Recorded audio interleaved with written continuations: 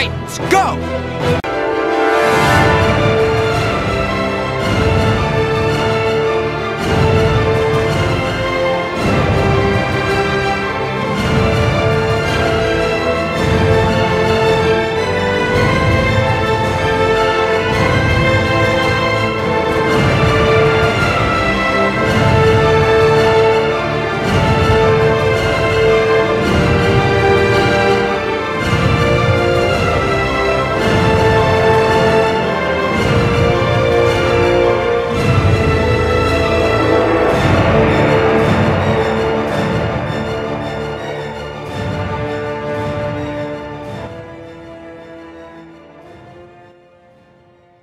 Hello again, everyone. Welcome back to Titan Talk, the Titans podcast. I'm one of your co-hosts, Charles Skaggs, back in Doom Manor, hiding out in the sub basement, away from everybody else with the coronavirus. And thankfully, once again, I'm here to talk some more Doom Patrol with my fellow co-host, and who is currently living in a much smarter country than I'm living in at this very moment. DJ Nick, how you doing? Hey, Charles, it's wonderful to be here with you. And, I'm actually glad that for once we're doing things right. Like I said, kind of off the air here, and I'll keep it very, very brief. They told us we were crazy for wearing masks going into stores and stuff. And, it seemed to have panned out for us. And I'm glad that slowly but surely people are understanding in the U.S. that it does help. Yeah. So who's laughing now, America? But thankfully, to keep Nick and yours truly, hopefully a little more saner than usual, we have a very special guest here in Doom Manor, because joining us all the way from the Fiveish Fangirls Podcast, Holly Mack. Welcome to Titan Talk, and thank you for being special guest Titan Talker. How you doing, Holly? Hey, I'm doing good. You threw down the gauntlet last week, so it's just like, challenge accepted. Yep. Well, and this episode, too, to boot, was a very good one, and I'm happy to be talking with you and Nick about it. Well, we're definitely glad to have you here. I'm sure Nick would definitely back me up on this. Oh yes, it's always a pleasure to talk to you, Holly. It's and plus, representing the Fiveish Fangirls, a podcast which we've gushed about multiple times on this podcast, Charles. So always very happy to have. Thank you, very much appreciated. As you know, we always try to give you guys some love because you're always so kind to us. So it's a nice mutual love fest, and I really appreciate you taking the time. And as I understand it, from what you told me, that if I have the story straight, that apparently the Fiveish Fangirls wasn't recording this week. That's correct. Rachel is on vacation, and she's our main tech gal, so when she's on vacation, we go on vacation, and I'm just like, this works. Yep. Well, her. So I get my weekly fill of podcast. Exactly. So as far as I'm concerned, the Fiveish Fangirls podcast loss is our gain because you're here. Amen. And and it's great that, you're here to kind of keep both Nick and myself in line. So we definitely need that right around here because, hey, at episode 54, we're talking Sex Patrol. and I have to do this. I love how they come up with these titles. Exactly. So where's there it is.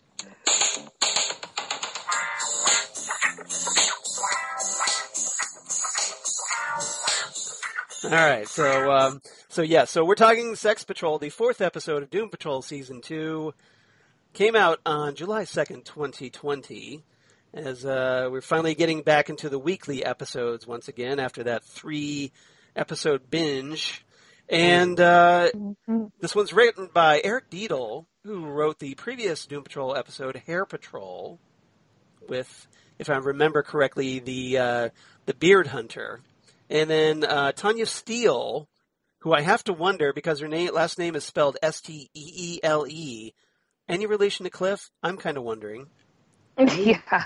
Maybe a distant cousin, who knows? But and directed by Omar Mata, who's new to directing Doom Patrol. So, so Holly, since you're kind enough to be our special guest this time, but if you would, what made you, like, I gather you've been watching Doom Patrol along with us. So, Yes. So since you haven't been on the podcast, what's your take on how the show has been going so far for its second season? I've been enjoying it. They're bringing up a lot of questions that I don't know if they've been answered in the comics, and I just have to sit and wait and see. Yeah. I am enjoying the ride, and I can't wait to see where it's going to go next. Now, are you enjoying it as much as you did season 1? Yes. I mean, I could see with the two-part, it was a little bit different with the opening, and we have a couple more characters that we have to deal with and another mystery. But I'm enjoying it. But I do think we need to go back and check that painting. Yeah. I think Nick and I have talked about that maybe somebody's, because Cyborg was really diligent about that for a while. But, now that he's kind of distracted with a certain Ronnie Evers, I think he's kind of being a little negligent here, if I'm not mistaken. Right. Though you think they would have set up an alarm system, but I'm beginning to wonder if Niles is just trying to run this on a shoestring budget. Well, and also it could be, the director or the writers and such purposefully throwing us off the scent and not wanting us to wonder about the painting, and then boom, it comes out in a future episode. A little bit of misdirection. True.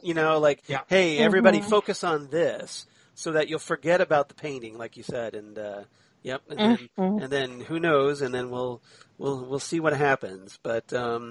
If you've watched the preview for the episode that's going to be airing next on Doom Patrol, you probably caught at least the return of the Beard Hunter in some form. So I gather that at the very least we're going to see him. Although I have to imagine, well, if he's there, Mr. Nobody's got to be lurking around somewhere, right? So, all right. Pretty good. Hopefully we'll get the return of Alan Tudyk as Mr. Nobody, because he was a great villain in season 1. Fantastic. All right. So Nick, any general thoughts about this episode before I get into my trivia, which I do have some this week? Well, spoiler alert, this is probably my favorite episode to date of this season. Not counting I Finger have to Patrol. agree. Not counting Finger Patrol and Space Patrol, which, surprise, surprise, I've already seen. But obviously, that's a conversation for another time. But on my rewatch, I enjoyed it even more so. And there is a quote in particular from this episode, which I cannot wait to share, which is as simple as anything, but it just had me in stitches. I actually just kept repeating it and laughing to myself like a crazy person. But other than that, it was just a fantastic episode. I mean, it has heart, it has tons of humor. Plus, it was just fantastic to reunite with the Denizens, which we hadn't seen since season 1. So, and I just think this show keeps going from strength to strength. Really loving where they're going with season 2 so far. Yeah, this was a great reunion episode, like you said. Because we get the return of the Denizens. We also get the return of Maura Lee Karupt, played by Alan Mingo Jr., who we last saw in Danny Patrol. And we get the return of Devan Chandler Long as the fan favorite character, Flex Mentallo. So, who was a wonderful surprise in season 1. After seeing the character in the comics, to see him depicted in live action and depicted so well, I was so happy with that. So I'm definitely looking forward to talking about this. And Holly, how about you? What were your general thoughts about this episode before we get into a little bit more deeper dive? So it was my favorite one so far of this season, and I was jumping up and down when the door opened and you see Flex, and everybody was like, yes! I mean, I just hate to say it, but the way Neil has been treating everybody, I think it would serve him right if the rest of Team Doom decides to head off with Danny and company. No, you mean Niles? Yeah, Niles, sorry. Yeah, that's right. Yeah, definitely, because, ever since the season 1 finale, Niles has not exactly been shown in the best light, and his protectiveness over his daughter has led to some complications throughout this season as well. So, but what I personally loved about this episode, it was so light and fun, and the dialogue was sharp, great lines. I mean, I've got a ton of great quotes here to go through with this one. Me too. Oh, So, yeah. It's such a notable episode. We're probably going to have to limit the quotes because there's just so many great lines, a lot of great one-liners, and that just it was just such a nice breath of fresh air after a few episodes of angst, and it was great to see the various Doom Patrol members, especially Cliff, having a lot of fun. And we'll talk more about Cliff, obviously, but Cliff with the extra dose of ecstasy thanks to the Chief. So Yeah. all right. So I do have some trivia. Just really quickly, I want to give a little background for people like Nick or other people that may not be familiar with the Shadowy Mr. Evans and the Sex Men from the comics. So give just a little bit of background on these characters. Obviously, they're very strange characters. If you think they're strange here, try reading the Grant Morrison and Richard Case Doom Patrol stories from Doom Patrol Volume 2, number 47 and 48, where they both first appear, because in those two issues, Willoughby Kipling is told that there's a war between heaven and hell that has brought about the return of Shadowy Mr. Evans, who is apparently known as one of the signs and portents of the apocalypse. And the town of Happy Harbor gets overcome by a sex mania, which prompts the intervention of the Sex Men, or as I like to call them, the uncanny Sex Men. They determine that the craze is apparently caused by some major dream transplant, where a malignant dream was transplanted into a healthy dream, and overwhelms everybody. So turns out that the cause of this was indeed a sex dream caused by Shadowy Mr. Evans. Wow. And yeah, so if I'm not blowing your mind, just hang on, it gets even weirder. So Cliff ends up finding a guy named Donald in this story who's being punished by criticizing Mr. Evans' singing. And he tells Cliff that he must get Shadowy Mr. Evans to say 5 words in reverse order: lottery, sheet music, single-handed, which is hyphenated, and kneecap. He has to say those. So Cliff gives Shadowy Mr. Evans a piece of paper with the lyrics to what he claims is his favorite song and says, well, hey, I heard you had a great voice. Would you sing the song for me?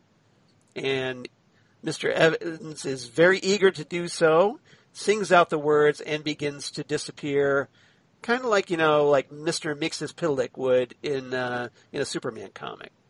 That's exactly the kind of vibe I was getting there, Charles. When he says his name backwards. That's exactly what it's, I think, a nod to. And because I know Grant Morrison is a huge Superman fan. In order to resolve Happy Harbor's mass sex dream problem, Crazy Jane agrees to absorb it into her own mind, which satisfies her personality Scarlet Harlot's need for sex, if only in her dreams. And with everything taken care of, the Sex Men just kind of leave without really doing much of anything. Wow. Well, you know what, Charles? It's interesting that you mentioned the fact that that's what happens in the comics, because when we actually get to her, I actually was going to put that theory forward of why Scarlet Harlot didn't, become the heroine in this particular situation, knowing her powers in the comics. But it's interesting. And the other thing I actually was wondering was if I think David Lynch and Grant Morrison should get together and do a project together, because it would be way out there. I mean, it'd be Twin Peaks meets Crazy Town, and it would just be insane, I think. Yeah, if in my ideal world, David Lynch would be directing a Grant Morrison Doom Patrol movie. Ooh, that would be good. So if you've ever, and if Nick and I are both fresh off of watching Lynch's Mulholland Drive, which we talked about on Ghostwood, the Twin Peaks podcast here this past week. So So I'm sure Nick could probably get a rough idea of what that just could be like, right? That's why I'm like, it's a marriage made in heaven. If the two of them, Exactly. I think that should be in the next project that David Lynch does, because I know he's getting on in years, but hopefully, the right people can get these two crazy kids together. Yeah, and instead of getting Skittles from from right outside at the concession stand, they'll probably be offering psychotropic drugs, I'm guessing. Yeah. That would be my guess. All right. So we have 4 topics because we got a lot to talk about this episode. Mm-hmm. So Yes. Topic number 1, I like sex and candy, which is a reference to a Marcy Playground song, so I couldn't resist that. So let's talk about the Chief, Dorothy, and the candle maker, hence the candy in this one. Mm-hmm. So the Chief and Dorothy, Dorothy wants to help Danny. Dorothy wants to go to a party, but the Chief does not want her to because he still sees her after all these years as a little girl. And meanwhile, the candle maker is inside Dorothy's head, dropping little subversive manipulations here and there, trying to get her to rebel against the Chief. And so I want to get everybody's thoughts on these 3 characters, especially Dorothy, who Nick, we had talked about how Abigail Shapiro has a really great voice. You had mentioned that she had done a lot of theater work, and we finally get to see that here as she does an incredible rendition of the classic song "Pure Imagination" from Willy Wonka and the Chocolate Factory. Mm-hmm. So Holly, let's start with you first. Any thoughts about the Chief or Dorothy and the candle maker? I'm liking Dorothy, but I think Niles is being too overprotective in a way that I actually think it's feeding Candlemaker to where Dorothy is going to turn into this terrible teen. Even, sure, she's a child. She hasn't grown up. She's 103 years old, according to her. The Doom Patrol are making better parents and letting her push boundaries a bit and still kind of be a child that's still being able to explore and valuing her opinions in a way until a bit towards the end, which I'm sure we'll get to with Dorothy and Rita. Right. I mean, we can talk about that a little bit if you want, because yeah, that was pretty important, I thought. Right, because Rita, kind of takes Dorothy under her wing. I mean, you could see the eyebrow raise when she finds out Dorothy lived in a factory underneath Danny the Street. Yeah, the doll factory. Yeah, the doll factory is just like, really? You sent, Niles, you sent your daughter there for protection, and you're still not letting her interact. She's missing that human interaction. Not being able to make mistakes and then, letting her put on lipstick. I mean, that's being a kid, girl growing up. Yeah, exactly. Trying to be a little bit more grown up. Right. So you think he would want to encourage that a little bit, right? Yes, exactly. At least that's what I. He should. That's what I would think. Yeah. He should be trying to encourage that, I would think. Yeah. Mm-hmm. But unfortunately, he's so I think afraid of her or afraid of what she can do that it kind of distorts that his attempt to be a parent toward her. Mm-hmm. But it also is complicated because I think he's such a bad parent. Mm-hmm. In general. Yeah, because I kind of made a note, numerous non-parent of the year award winners in this group. And it's almost like, Niles, if you're afraid of her and that she's going to become bad, you're almost in a way self-fulfilling by not letting her do some of the stuff. Right. You protect her too much. He'll be the cause of what the destruction she could read. Right. Yeah. All right, Nick, how about you? Any thoughts about Dorothy and the Chief and the Candlemaker? Well, you know what? I can only but echo her, of course, the thoughts that were previously put out, because when it came to Niles, this was actually one of those episodes where I really wanted to punch him in the face. Oh, yes. Yeah. Just like it's not like he doesn't have it coming. Mm-hmm. Because he's such a party pooper of the worst degree. Right. On one hand, I understand he loves and is protective of Dorothy. And, not only do we find out a little more in this episode that Dorothy did not get to enjoy her time on Down the Street. And I would understand if she were an actual child. But this girl is 100+ years old. And I'm sure she can take in some of the sights and sounds of what a Danny party is. Mm-hmm. Not to mention, Holly, you touched up on the scene in which Niles chides Dorothy for wearing makeup. And I was like, seriously, dude, lighten up a little and stop being such a control freak. Mm-hmm. What year are we actually in? Yeah. I think that's one of the Chief's main issues is that he is a control freak. And he's seeking to control her. Now, granted, he's probably the only one that really understands the amount of damage and destruction that she could cause with the Candlemaker. And I'm sure he's desperate to prevent that, and I get that.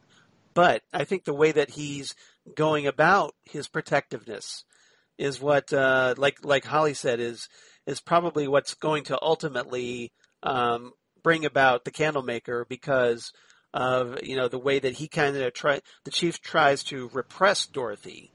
Mm-hmm. And ultimately, she's going to be like, no, I want more from my life than what you're telling me I can have. And Nick, I agree. I really wanted to punch Niles in the face, because when he's talking to Cliff, he's just like, we're adults, Cliff.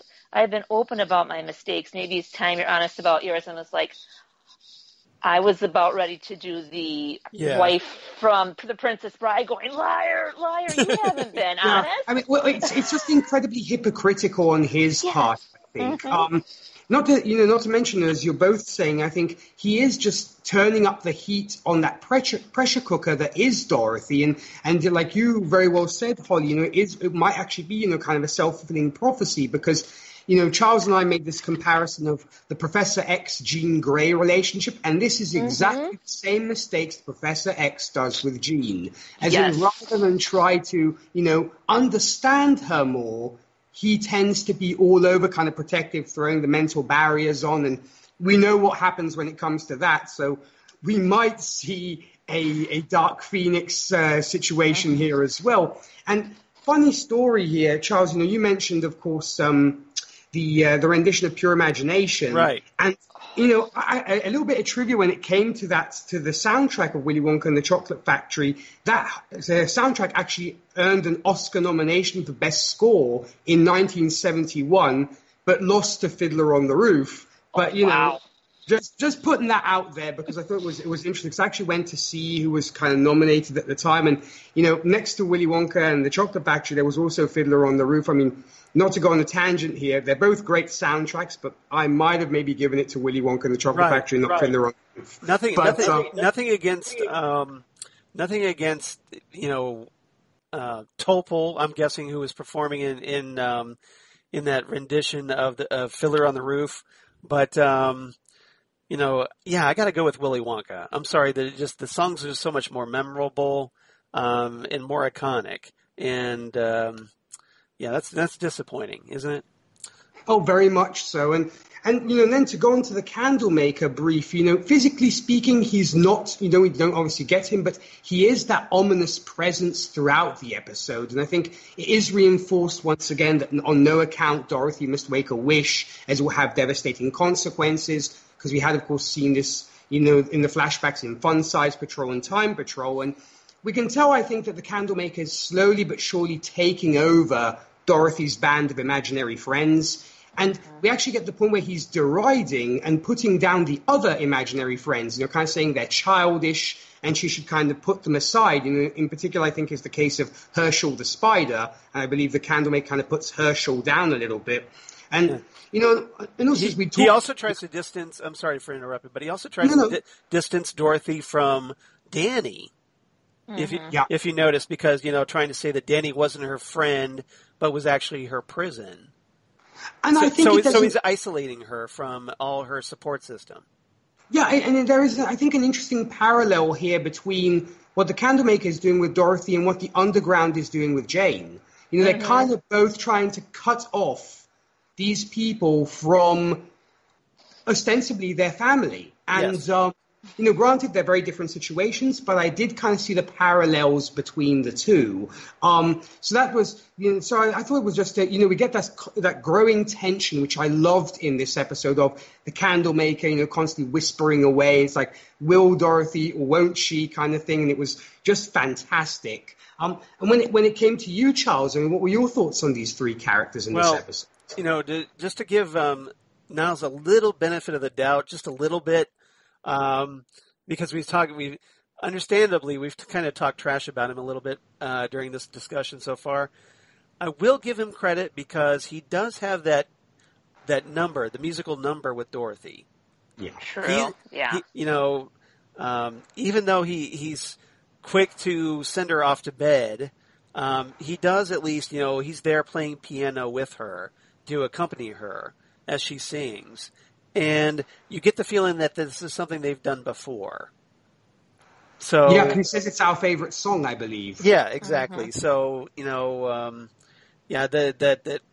at least it's something that, and you see Dorothy during that moment. She's just all smiles, happy that her father is there, playing piano, and then they can and do this for Danny. And I just love that whole sequence. And I love the fact that, you get to see everybody applauding Dorothy's song. And so I had to think that made her feel good. But unfortunately, the chief kind of ends up ruining it because he's, saying, okay, you need to go to bed.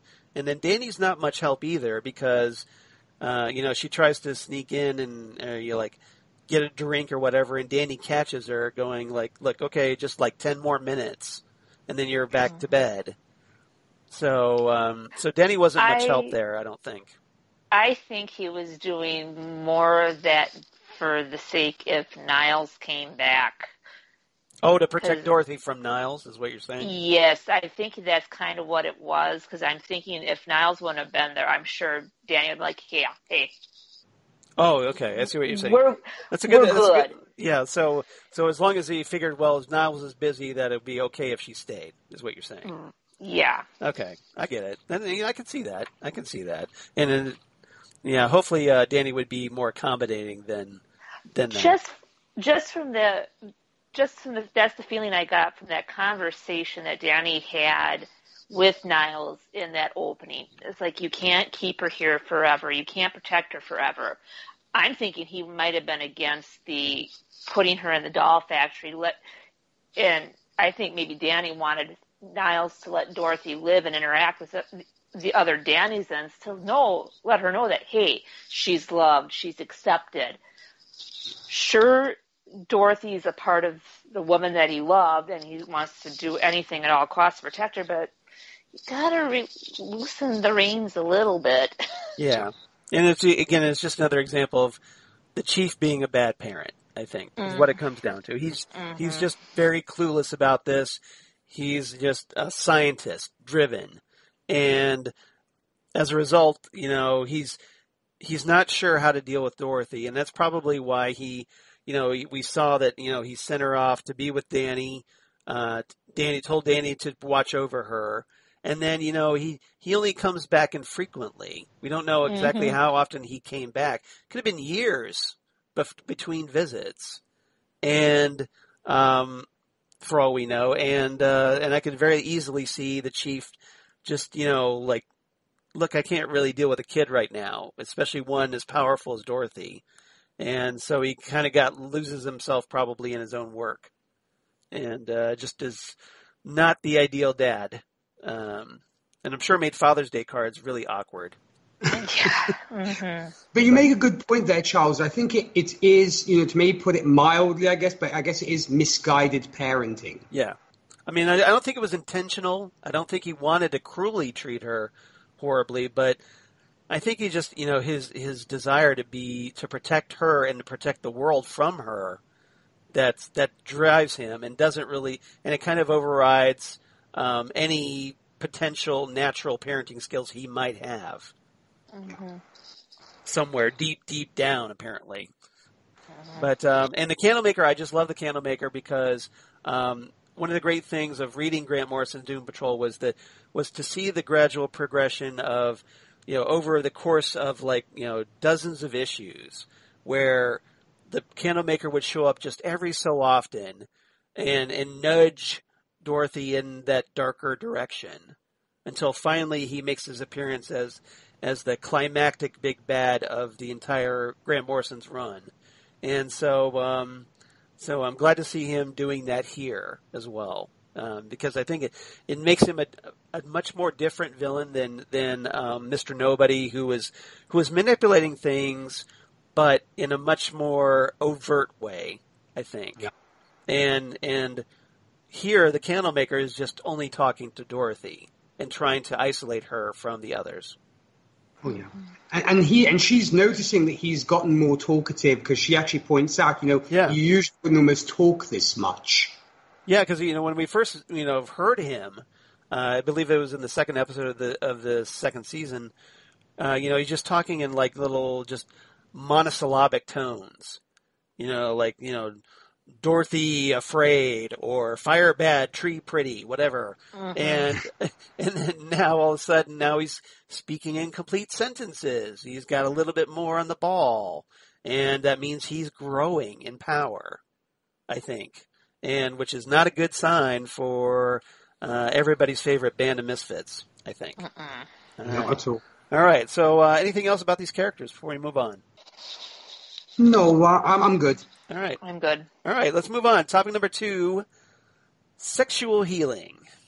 Which is, of course, a reference to the Marvin Gaye classic, and I think fits rather well with this topic because let's talk about Flex. Oh, wait, that's another song. So, yeah. Let's talk about Flex, baby. See what I did there? Yes. So let's talk about Flex. Let's talk about Rita.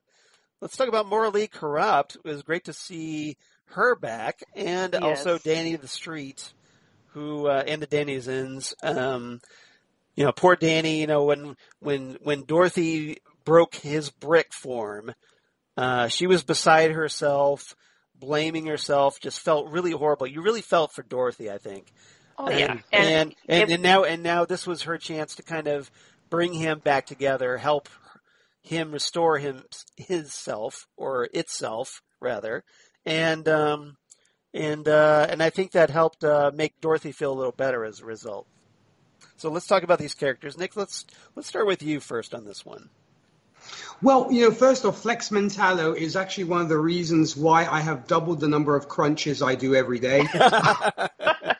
Because I'm like, yeah, that's going to be me in the after photo. So yeah, I just was looking at the guy. I was like, dang, I need to work on my crunches. But Nick, when you do that, you're just reaching for cigarettes. So I don't think that helps very much.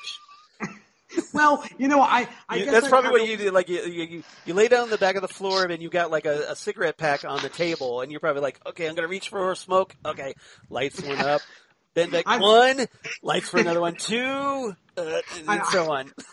I'm following that character in Stranger Things' workout plan. Kind of lifting weights while smoking at the same time. Oh, I guess. Yeah. I know who you're talking about. Yes. But yeah, Jim. Yes.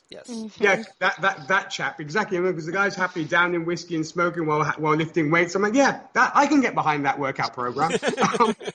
But But, Flex Mentallo was such a joy to see again. He's just as lovable as he was when we last saw him. And together with Rita, I think he's one of the few who actually gives Dorothy some positive reinforcement, which I think she very much is in need of. And I actually found the scene where he uses his flexing abilities to allow her to fly in inverted commas so she can hook up the disco ball. I thought was a very heartwarming moment, and you could just see how happy Dorothy was. And I think she maybe hadn't been that happy in a long time. I love that. I love that moment. Me too. Yeah, because very much I think I think that's the kind of positivity the girl needs, to stop turning into a rage monster, as it were. But also I think, though Flex is maybe a little bit naive, we do learn a little bit more that he's incredibly well trained, not only physically, but also mentally. The fact that he can hone his powers, and he's become kind of almost a Zen master, as it were. When he gives Rita that little speech on how you control your powers, and of course we get to that, the whole mind-blowing orgasm that she thinks will help unblock her. And, it was funny when they did that, because it's very strange, but when they had that talk about the mind-blowing orgasm, it made me think of Sally Albright describing the orgasm to Harry Burns in When Harry Met Sally, because I was kind of there. But my point, though, is he knows that it can be incredibly dangerous what they're about to do, but he does it anyway to help a friend, as he's just that kind of guy. And it made me chuckle when Rita tells him to keep his nose to the red dot. And he keeps like, can I turn away now, kind of thing. It was just, I love that he has that kind of naivete to him, which was really, really sweet. When it came to Rita, as you and I have said, throughout the course of this season, Charles, my love for this character and April Bowlby just keeps to grow deeper and deeper. And she's just weaving her way into my heart. I find that, because we found that she was kind of wanting when it came to her choice of mentor, with Cyborg. And so almost like she turns to Flex, and she feels he might help her unlock her potential, as it were. And of course, we get to find out more about her past and the disturbing revelation it is. And we also learn kind of like mother-daughter, because Rita's mom also was a victim of a sexual transaction when it came to getting parts for her daughter. And Rita was also a victim of that in season 1. So I appreciate that kind of, almost the cycle that repeats itself, a very sad cycle. What is interesting in this point in superhero movie TV shows is we have two characters going through problems finding their powers, because in the DC universe, we have Rita having this mental block. And on Marvel Agents of S.H.I.E.L.D., Yo-Yo Rodriguez, played by Natalia Cordova in Agents of S.H.I.E.L.D., is also suffering this mental block. And so I thought it was an interesting parallel that both shows are showing us this. So that kind of made me smile. But I really did enjoy this fact of Rita trying to find herself, and she's very much the heart of the team, even more so we get to see that in this episode too. So definitely really, really enjoyed Rita very much as I did Flex too. All right, yeah, I that's a great comparison. I hadn't really considered that to Agents of S.H.I.E.L.D., which I just watched this past week, so I know exactly what you're talking about. Mm-hmm. But and I love the fact that we get to learn a little bit more about why Rita hasn't been more successful at controlling her form, and I like that there's a psychological reason for that we're getting to explore. So, Holly, how about you? And what are your thoughts about Flex or Rita or Maura Lee Karupt or Danny in this segment? I love the scenes with Flex and Rita, and then the conversation Maura Lee had with name's escaping me right now, about him finding with Cyborg. Cyborg, yes. Yeah. Okay. Yeah. The conversation she had with Cyborg, and that it was just, we needed this. They need somebody else to talk to vent to. Sure, having the members of your team is fine to say, here's what's going on. It's nice to get that different perspective. Hey, am I doing this right? And getting some other feedback.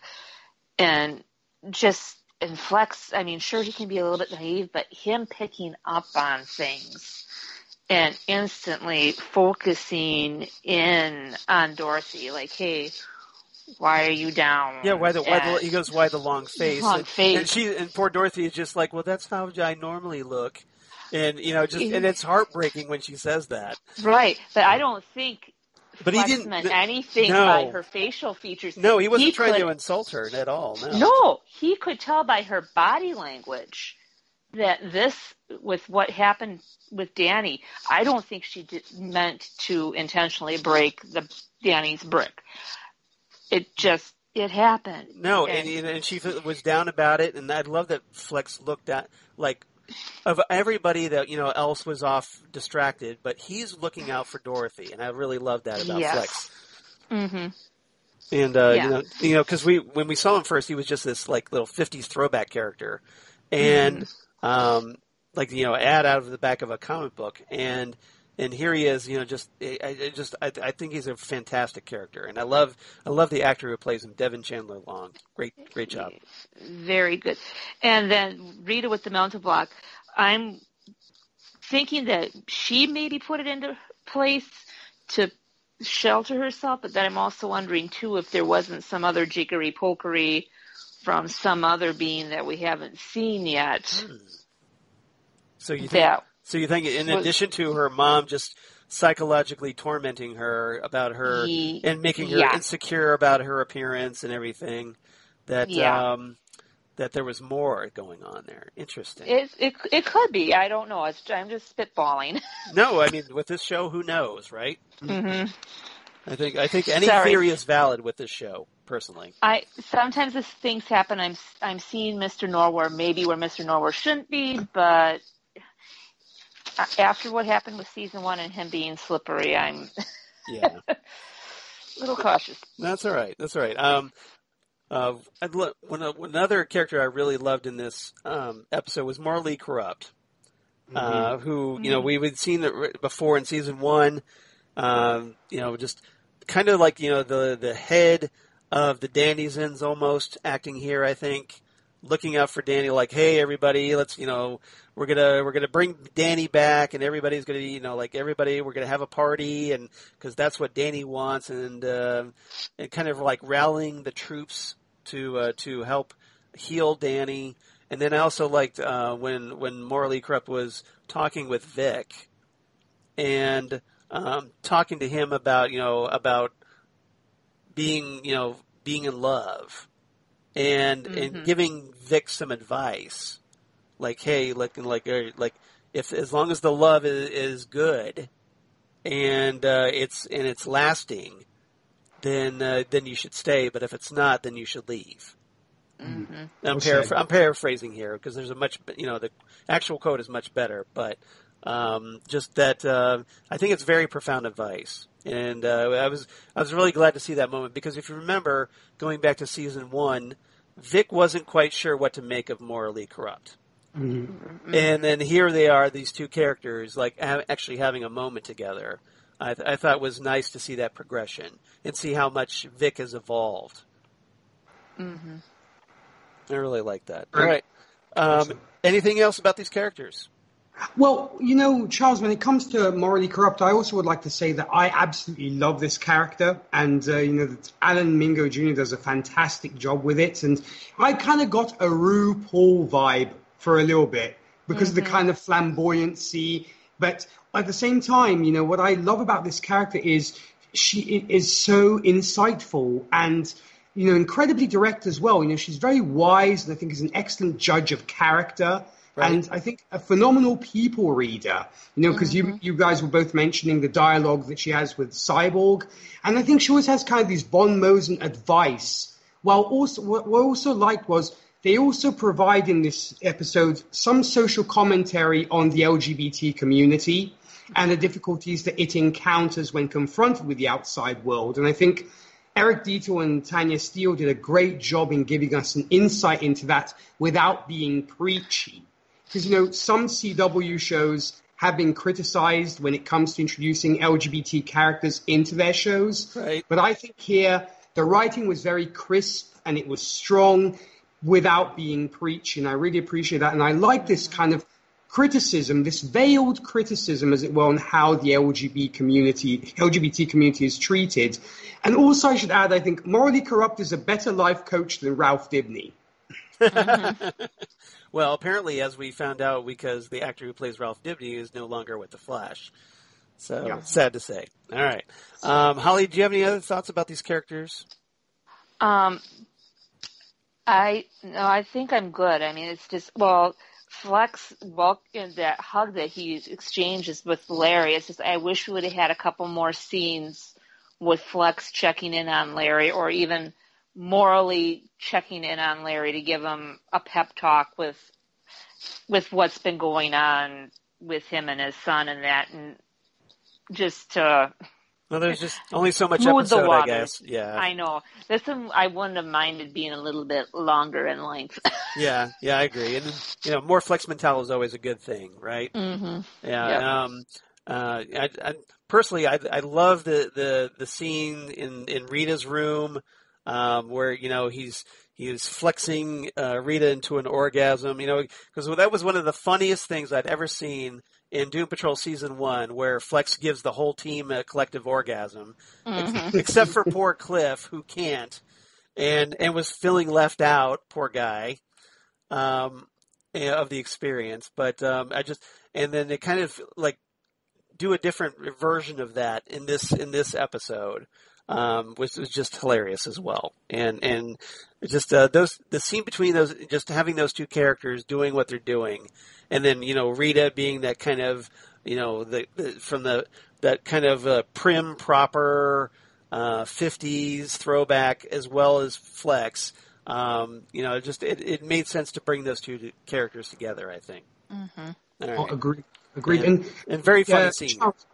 And Charles, I actually wanted to add one more thing about when it came to Danny. Is I think Danny is doing what Niles is starting to address in this season, i.e. he's going on a path of moral atonement for what he has done to Dorothy and the Doom Patrol, and I think that's what Niles is starting to do, and I think Danny is trying to atone himself. As when it comes to Dorothy, I think we find that though possibly reluctant and unwilling, I think Danny feels he is just as much as an accomplice when it comes to Dorothy's sheltering, because unlike Niles, he wants to make a change here and now. Right. As we see that he openly admits to Dorothy that while he was her friend, he was kind of also her jailer. And I think Niles still has to do that. And, once again, to reiterate the fact that he just fears that, I fear that by the time Niles gets to give her that speech, it'll be too late and it'll be too far gone. I think that's what Danny is also trying to do with Niles, is to get him to give her the talk, as it were. Yeah, and I agree. I'm afraid it's going to be too late. Yeah. So no yellow crayon to save this time. Nope, not at all. All right, topic number 3. Let's move on. I want your sex. Yeah. So that's obviously a nod to George Michael, the late George Michael. So, Shadowy Mr. Evans and the Uncanny Sex Men. Let's talk about these characters. Another group of just insane Doom Patrol villains, ripped from the comic books, from Grant Morrison's messed up psyche, and provided on making their debut on television here. Holly. I'm sure you're a little reluctant going into this one. So, what did you make of our big bads? Big bad in the form of Shadowy Mr. Evans and those Ghostbusters-like sex men. Yeah, Mr. Evans. I'm just like, okay, this is different. Right. With the sex men, I'm like, okay, it makes sense. Are you saying that you don't normally see a villain with a periscope in his head and a fetus kind of like dangling, from by an umbilical cord outside his body? Normally, not really. I'm just like, okay, really, huh? It happens every day, as far as I'm concerned, right? It's just like, okay, I'm along for the ride. This is Doom Patrol. I got into the Doom Patrol mindset, like, okay, in this universe, this is almost an everyday occurrence. Yeah, this is something let it go. This is something we kind of deal with normally on Ghostwood. I'm just saying, as Nick knows. All right, yeah. So just the sex men kind of show up, and in this version, they're, like I said, they're kind of like the Ghostbusters a little bit, which is a little different from how they're presented in the comic books. But I think it was good to have them that, because it kind of made them more understandable. That the audience, like, they know what Ghostbusters is, so it's just essentially it's like sex Ghostbusters, and that's kind of the way they are. So it's just like, okay. And then when you start seeing these kind of like sex ghosts going at it across Doom Manor, you kind of get a better understanding about what's going on here. It's almost like the porno version of Ghostbusters a little bit. But I take it it's not exactly your cup of tea. I was okay with it. It was just getting into that mindset of a different twist, and then it's just like, how are they going to wrap things up with what's going on with Dorothy, and that what was the main key, because they weren't around a whole lot. Yeah. So I mean, they were kind of underused a little bit, but with everything else was going on, it kind of made sense. Well, actually, I think it was done intentionally to with the idea that, okay, we've got all this thing, with Danny, and everybody's having they're having a party, so something's got to screw this up, right? Right. So in this case, it's the form of Shadowy Mr. Evans and the Sex Men coming in to interrupt things and take things off on a completely unexpected track, and like Nick had pointed out, that I kind of thought that maybe Jane's Scarlet Harlot persona would have factored in a little bit more here. Yeah, because I was just like, because with all the multiple personalities that Jane had, I thought that would be the perfect one, right? Exactly. Right. Why didn't she? Because she didn't show up to the very end. I mean, of course she was hidden with her rest of her fellow members, not wanting to have her go up, and let's focus on protecting Kay. Yeah, exactly. Well, and they because that was actually, Scarlet Harlot is one that kind of helps, like I mentioned, deal with the Shadowy Mr. Evans in the comics. So I was a little disappointed that didn't happen here. Nick, what did you make of these very unusual villains? Well, when it came to Shadowy Mr. Evans, aside, I think, from having one of the most evil and leering grins I have ever seen, yes. For some reason, he reminded me of El Diablo from Suicide Squad, the Suicide Squad film. Yeah. I don't know why, but I just got an El Diablo vibe. But I did find him a rather interesting character.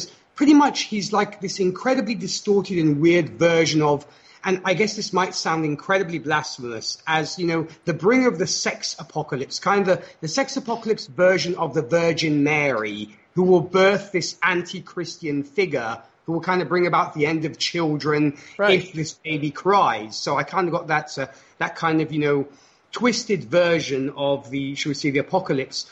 And I also will add, he is a pretty nifty dancer as well. And the whole concept behind the sex apocalypse I found was incredibly hilarious, though possibly religious folks may have felt a little bent out of shape about it, but I don't know if they watched Doom Patrol. But I love this, and I very much enjoyed Shadowy Mr. Evans. When it came to the uncanny sex men, like you call them, being a fan of the X-Men, I love that pun that you made, because I'm a huge X-Men fan, and I love the Ghostbuster-like quality of these characters, kind of these proton packs. I thought it was really fun. Not to mention the code names they give themselves are fantastic. They're like Cuddles and Torture. And Kiss was the other one, Yeah, Kiss was the other one.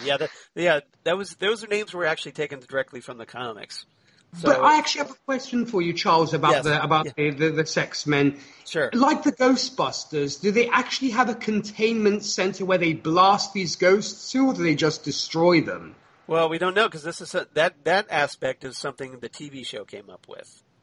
Okay. So yeah, it's a good because if you think about it, yeah, what do they do with all that sexual energy once they trap it, right?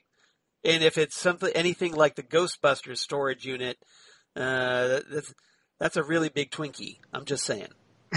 Yeah. Or heck, that's why we have the porn industry. Maybe they give it to the porn industry. Exactly. Yeah. Then it turns out to be a section of LA, I guess.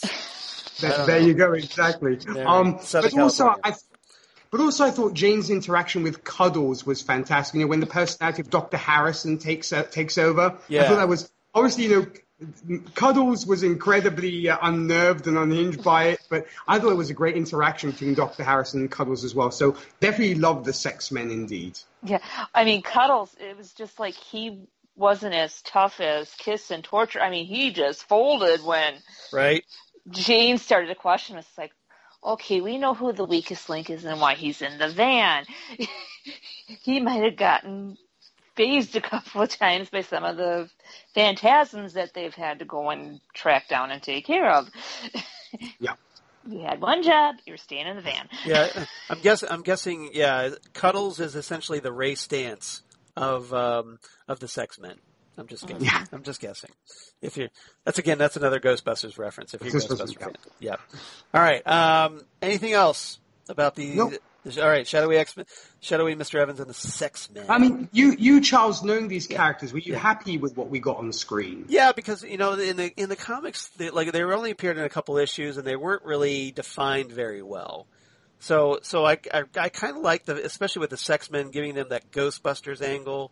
Here, I thought was a really clever idea because you understood them a little better, and and the idea that you could put sex ghosts throughout the Doom Manor was a funny gag, especially when one of them is kind of left over after the Sex Men leave. I thought that was pretty good.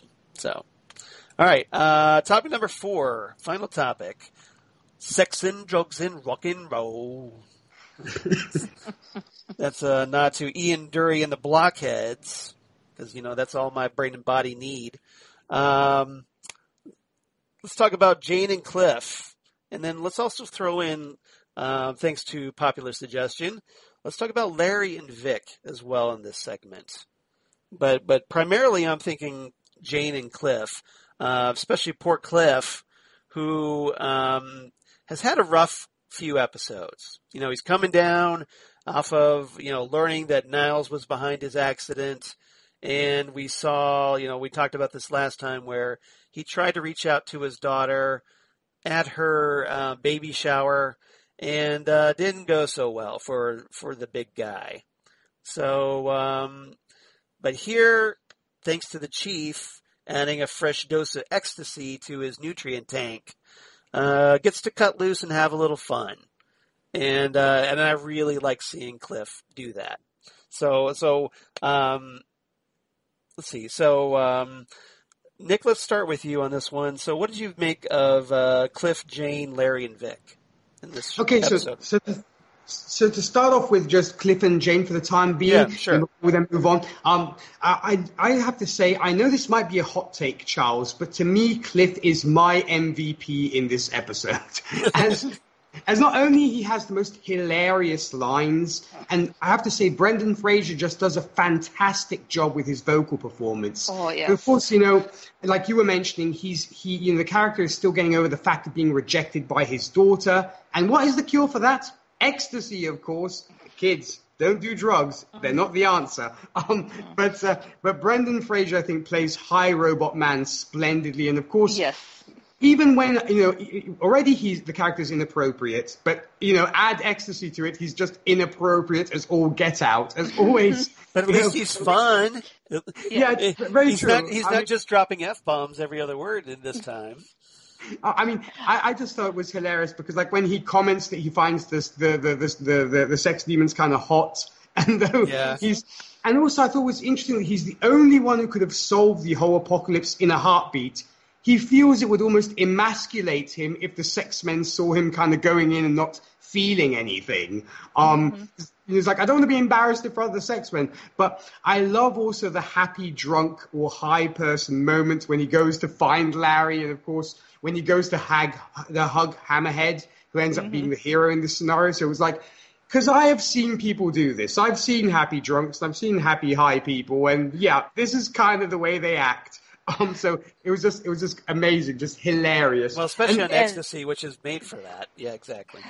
And then Cliff wanting to give Jane a hug too, and she's just like, "Oh, fine, get it over with." Yeah.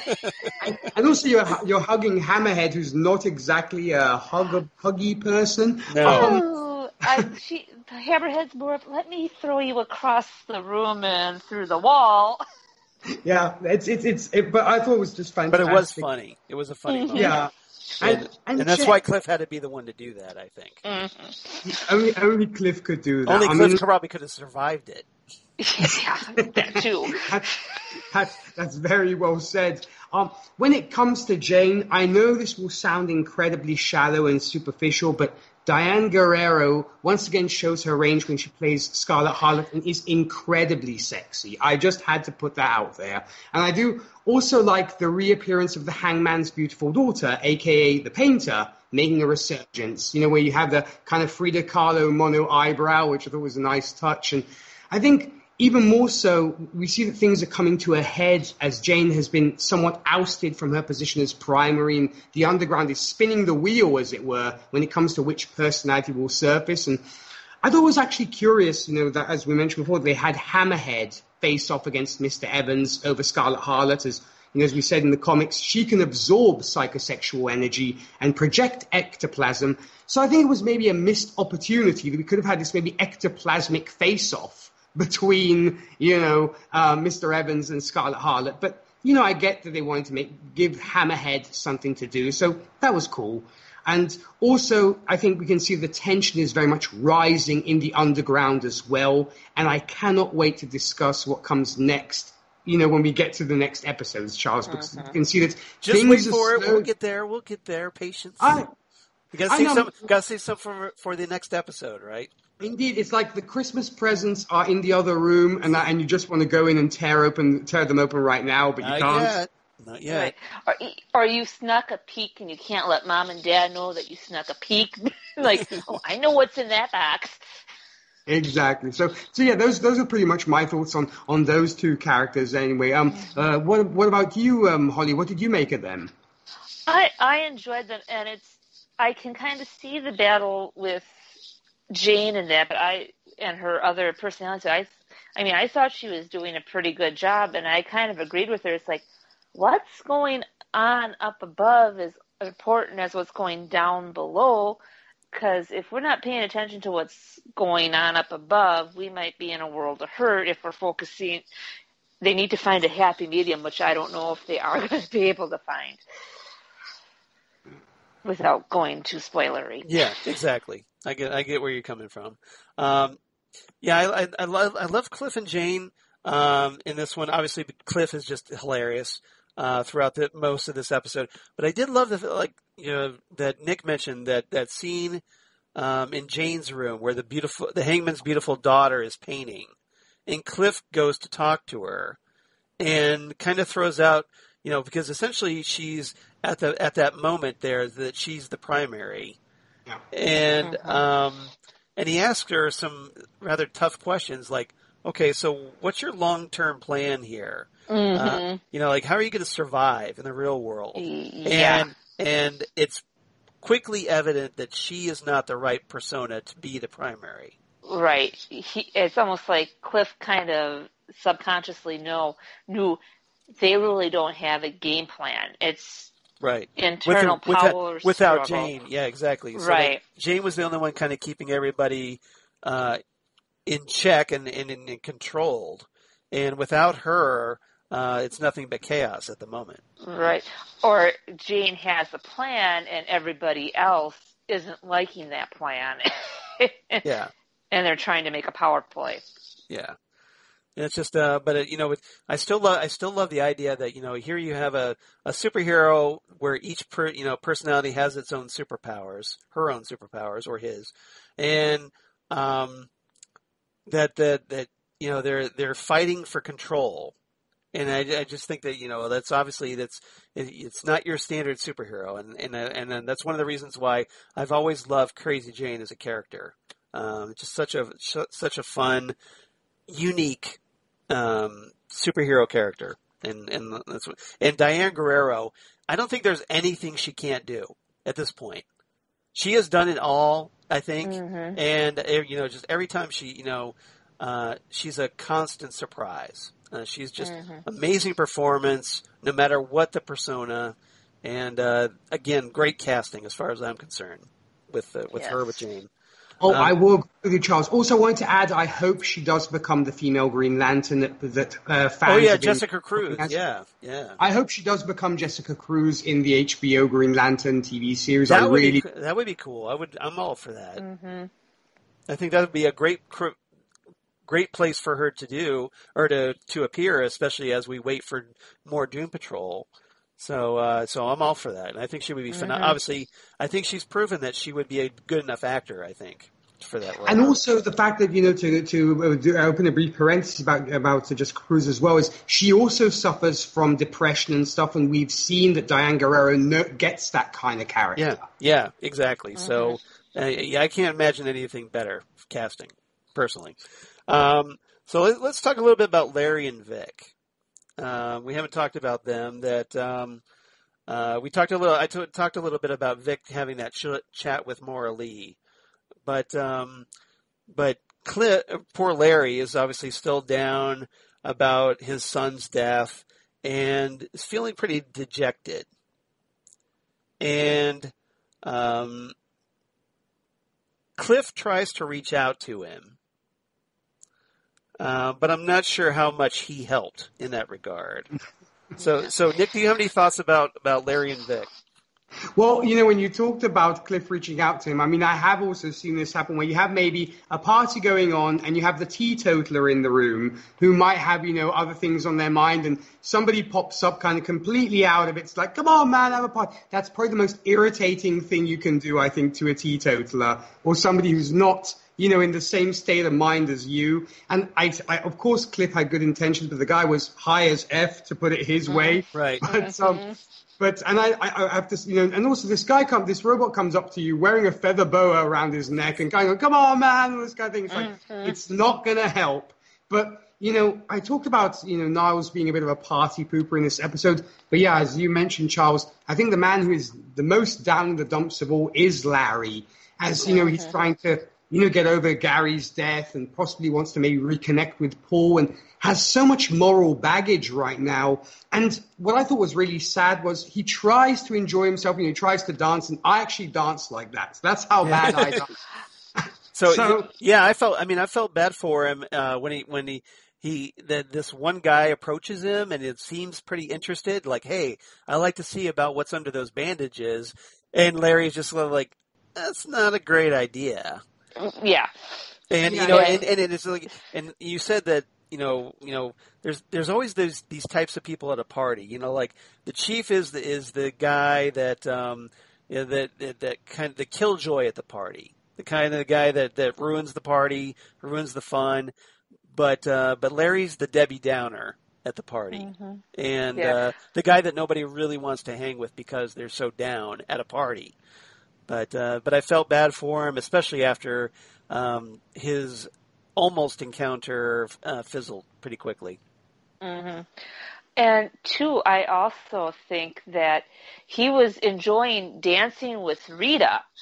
He felt comfortable, and then as soon as she saw Flex and she danced off, he kind of went, and then chance encounter with Mr. Pretty, and that fizzled. I think he was kind of looking to pull Rita aside, still have fun, but then kind of talk to her just like back when they first met. I mean, I don't know. That's kind of the interpretation I was getting. Well, I think Larry was kind of like using Rita as a way to hide from the party.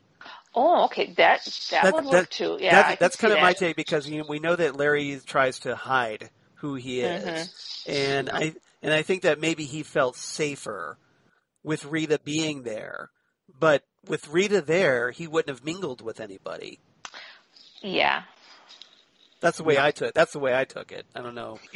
It's a shame that Maura Lee Karupt couldn't give him a pep talk too, as I think he would have been the ideal person for him for her to give a talk to. I hope there's a deleted scene somewhere that'll show up on the season 2 set, because I think that's what I'm hoping for. That would be a natural enough idea. Exactly. So hopefully it's there. But poor Larry. But at least he got a hug from Cliff, right? There is that. And also I guess Cliff. Vic is also suffering a little bit from. He's madly in love with Ron. At least he thinks he's confused. I think at this point. Yeah, exactly. It's either a strong infatuation, or because it's hard to say.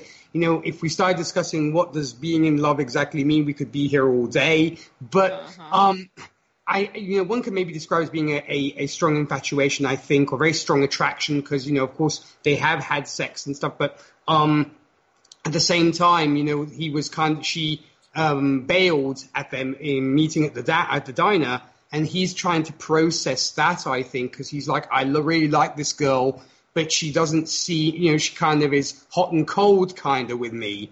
And I like because everybody's kind of dealing with something as usual on this show. But I think it was at least Vic got to have that talk with Maura Lee Karupt and get a lot of stuff off his cyborg chest, as it were. With and I think it calmed him down. It talked him off the ledge a little bit. Yeah, which is I think what Larry would have needed, but unfortunately, he didn't get that, and so he's kind of in his little corner of sadness there, and so hopefully he'll get over that. Yeah. It's Larry. By nature, his name is Negative Man, so that's his normal state. Unfortunately. All right. So, anything else we forgot to talk about this episode? Because we talked a lot here. So, anything we missed? Do you think from either of you? No, I think we hit all the high points. All right. I think we pretty much did. Did you have any final thoughts, Charles? No. Just that I thought this was such a fun episode, and I think. It was definitely needed after the rather, downer a little bit of the first 3 episodes. So I thought it was good to kind of bring a little fun back into the show. All right, favorite quotes. This should be fun. This should be fun. So shall we go ladies first? Yeah. And let Holly go first. All right. Okay. Oh, wonderful. So now I have a party to plan. No, you actually don't. When they decide to help Danny. Right. And any other quotes? Let's see. Surely there's a Flex for that. That was a good one. Yep. Mm-hmm. All right. Nick, do you have any? Or do you have any others, Holly? I'm sorry, I didn't mean to cut you off there. Just a robot doing the robot. That was a good one. That was a good one. That was my last one. All right, good. Okay. Yeah, that was a good one. Brendan Fraser's so funny when he delivers. He's got such great comedic timing. He does. All right, Nick, go for it. I know you've got a quote in particular that you want to do. So why don't you go ahead and do that one?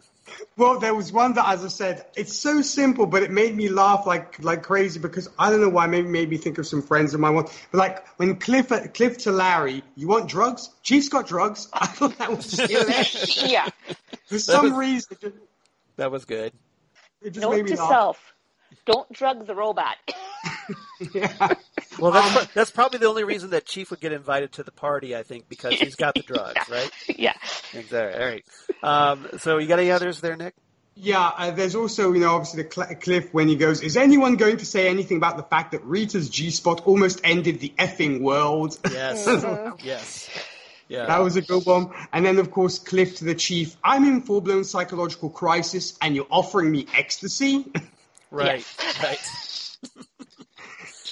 Yeah. That was good. There's so many quotes here that I have to narrow it down. Maura Lee Karupt, I think, has a very profound quote. I talked about it a little bit earlier, where she tells Vic, "Life is short, Vic. Go where you feel love, and if that love's consistent, stay." Beautiful quote. Which is very profound, I think.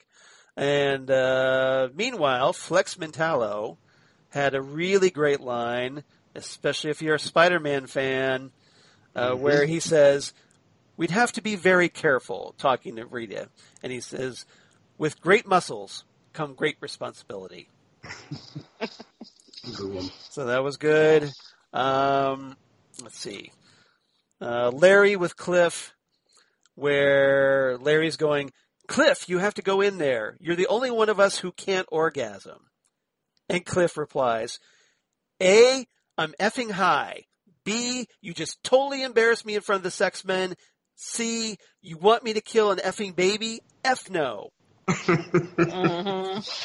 Love them. Love that. And then this last one from Cliff, that I think is pretty profound it pretty much sums up this show, where Cliff says, "I have no effing clue what's happening right now, and I really mean that this time." Love it, yeah. So I think that was a good one to end on. All right. Lots of great lines in this one. Oh, yes. All right. So Holly, what's your rating for this episode? 9 tires out of 10. Nice. Nick, how about you? Okay, though I might be the European judge in this on this chat, I'm actually going to be saying I'm going to give this 10 out of 10 dancing shadows. That's how much I loved it. Nice. So this is as good as it gets as far as Nick's concerned. Perfect 10 for me. Yeah. A home run from Nick. Excuse me. I'm with Holly on this one. I loved it, but I think it needed just a little bit more, maybe just a little bit more Maura Lee Karupt or something. Something was missing here. So I'm going to give it 9 out of 10 worlds of pure imagination. Nice. I really do hope that Danny and the Denzians show up again. Yeah, the Denizens. That's a tough one, and isn't it? Yeah, and I want to know, what does Danny turn into? Are we going to have this real cool, like, Volkswagen Beetle bus, or well, the tire? That's the kind of hint that we get where we see the tire, Danny the tire. So it kind of implies that he's going to be Danny the bus for a while, and then everybody's going to ride around and spread his word of Danny, but I kind of wonder if we're going to see something else later on. Right. Yeah. And something much, much, much larger. I'm going to leave that there. But if comic book fans, you probably know what I'm talking about. So I'm going to tease that. I'm going to keep that secret right now.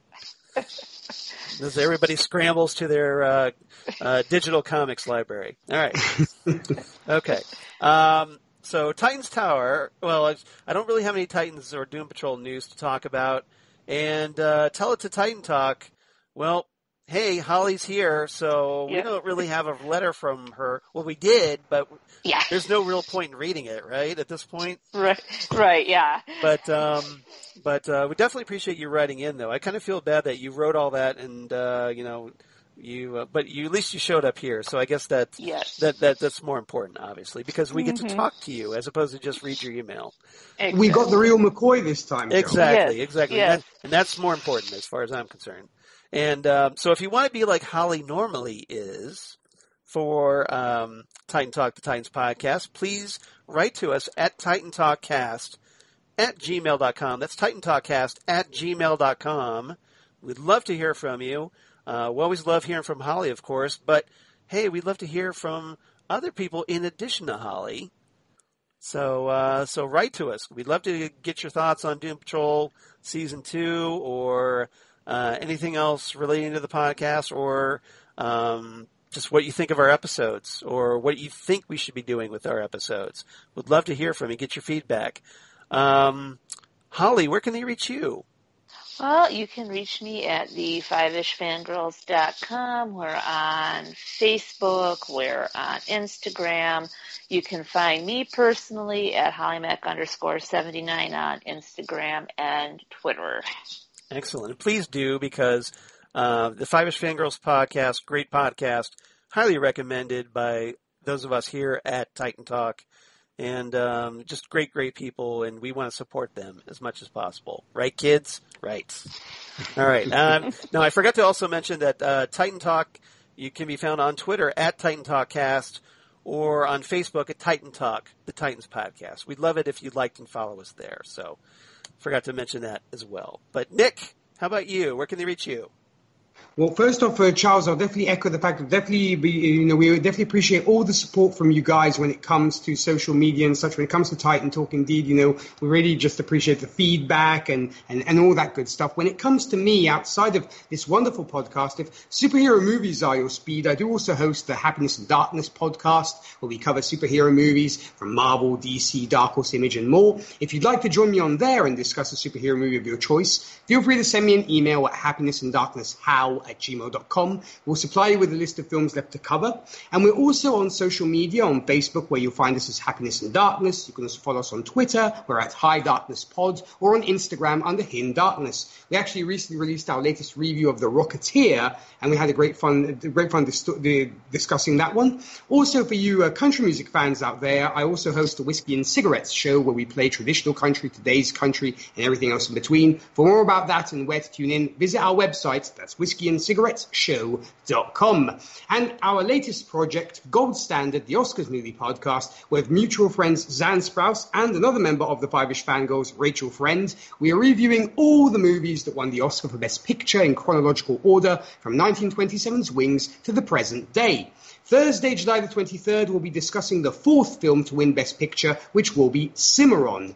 Should any listeners wish to join us on that discussion as guest co-hosts, or you simply wish to share your thoughts on that movie in writing, you can also send us an email at goldstandardoscars@gmail.com. Love hearing from you guys, and we appreciate the follow and support on Twitter and Facebook when it comes to that. That's Gold Standard, the Oscars podcast, available, like Happiness and Darkness and like this podcast, where you get your podcasts. What about you, Charles?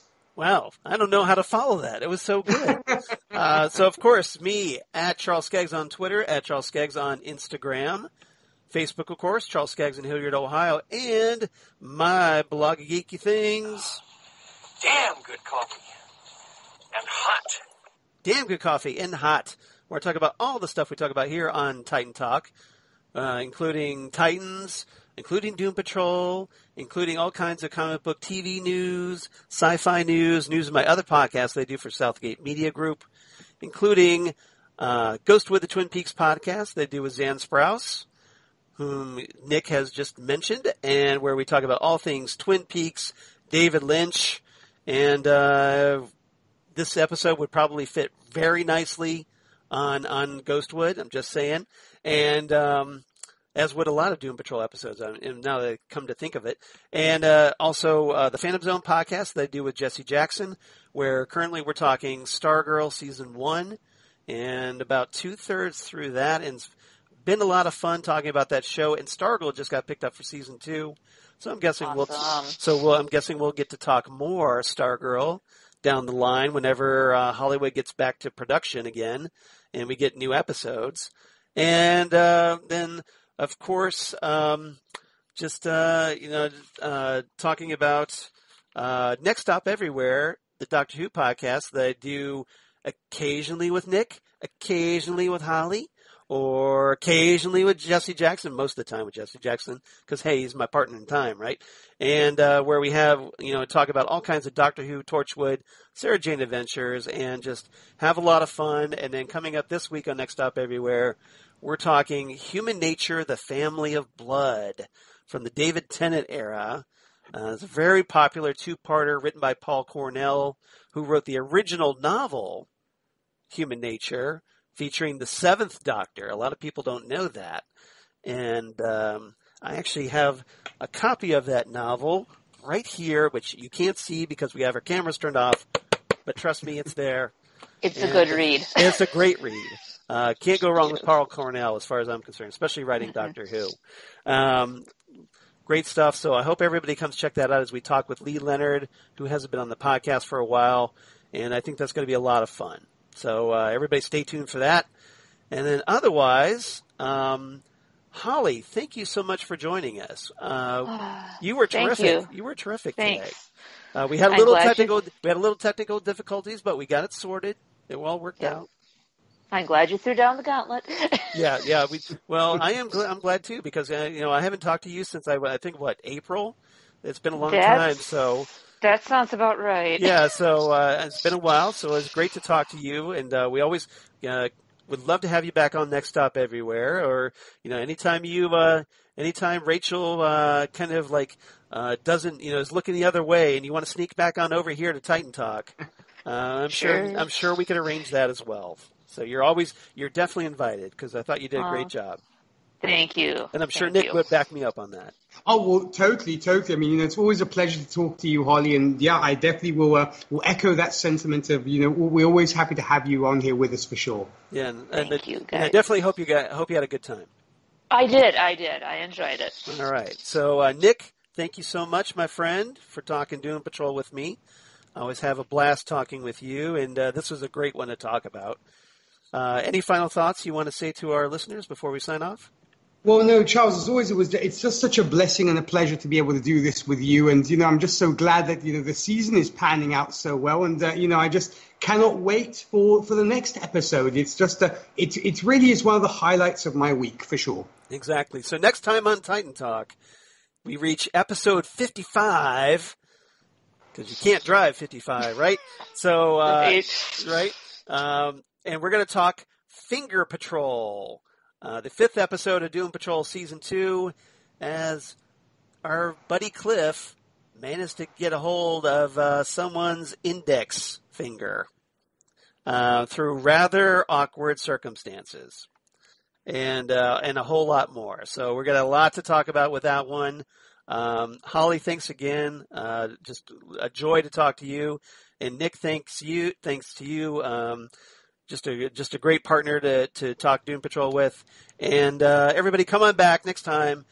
Episode 55, Finger Patrol. It's going to be a lot of fun. If you enjoyed this one, you're going to enjoy the next one. So come right on back, and we'll see you next time right here on Titan Talk, the Titans podcast.